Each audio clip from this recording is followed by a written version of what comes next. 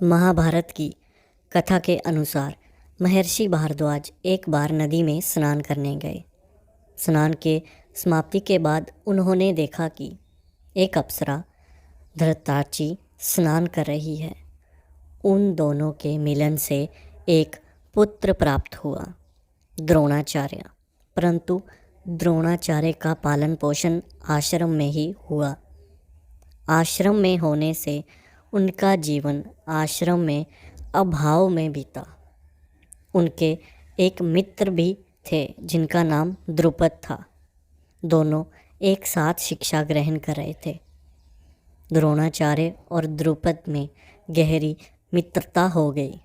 जब शिक्षा पूरी हुई तो दोनों मित्र द्रोणाचार्य और द्रुपद दुखी मन से विदा हुए। उस समय द्रुपद ने द्रोणाचार्य से कहा, मित्र, जब मैं राजा बन जाऊंगा तो तुम्हारी मदद करूंगा। तुम निसंकोच मेरे पास चले आना। कुछ समय बीत जाने पर गुरु द्रोणाचार्य ने शादी की और उनका एक पुत्र हुआ, जिसका नाम उन्होंने अश्वत्थामा रखा। परंतु उस घर में वे अपनी पत्नी तथा पुत्र को सुख नहीं दे पा रहे थे। एक योद्धा और युद्ध कौशल में निपुण होने के बाद भी उनका जीवन अभावग्रस्त था। एक बार तो उनका पुत्र अपने मित्र के घर पर गया। उसने देखा कि वह कुछ पेय पी रहा है जिसका रंग सफ़ेद है, और उसके मित्र ने उसे भी सफ़ेद पेय यानी दूध अश्वत्थामा को दिया। अश्वत्थामा घर आए अपनी माता से बोले कि उनको भी दूध पीना है, परंतु उनके घर में दूध था ही नहीं। लेकिन उनकी माता ने आटे में पानी मिलाकर दिया।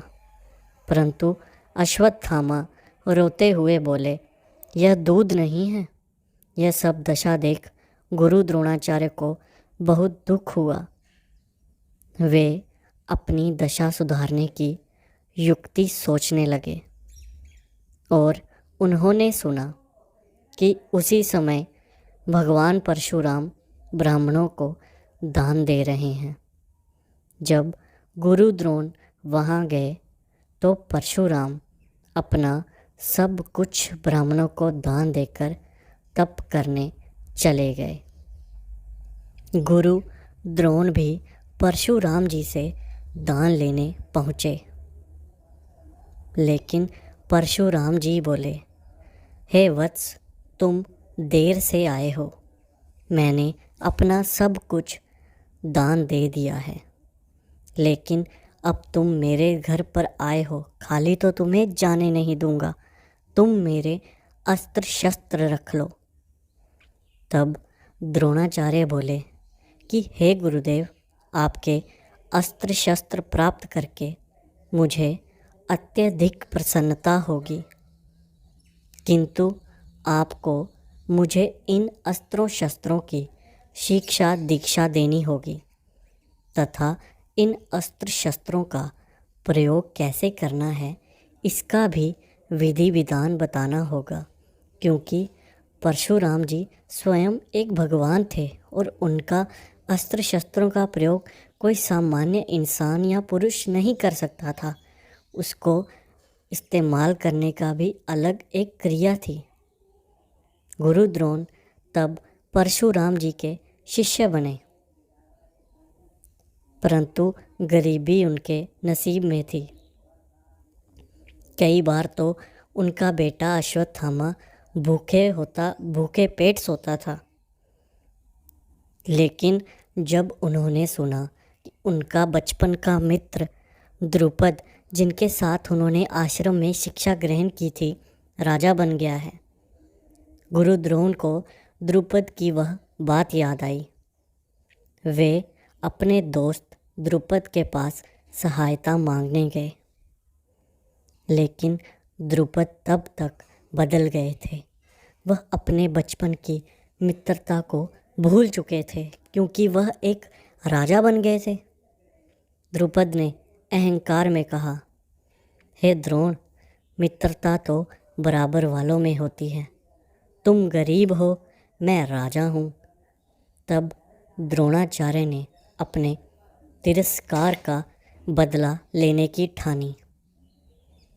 लेकिन दोस्तों, बदला, स्वार्थ, गरीबी इंसान को दुर्बल बनाती है, वह उसे शक्ति प्रदान नहीं करती।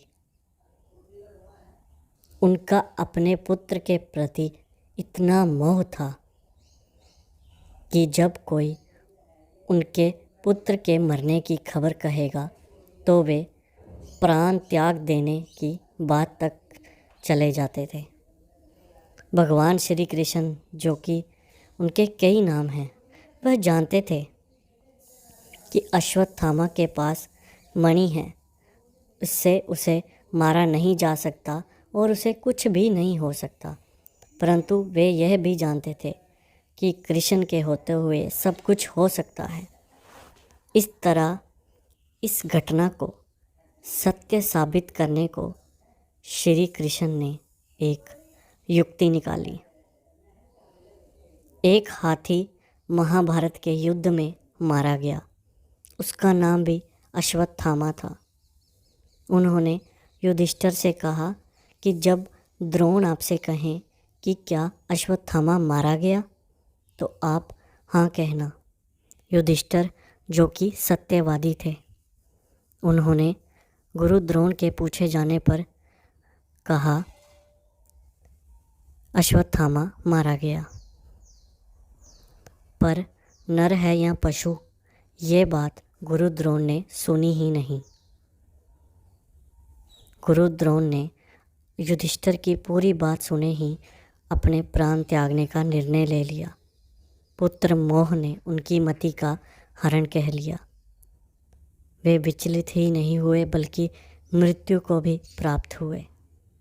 दोस्तों, आपको यह कहानी और जानकारी कैसी लगी हमें कमेंट करके ज़रूर बताएं। साथ ही साथ हमारे चैनल कहानी सुनो को सब्सक्राइब करें। धन्यवाद।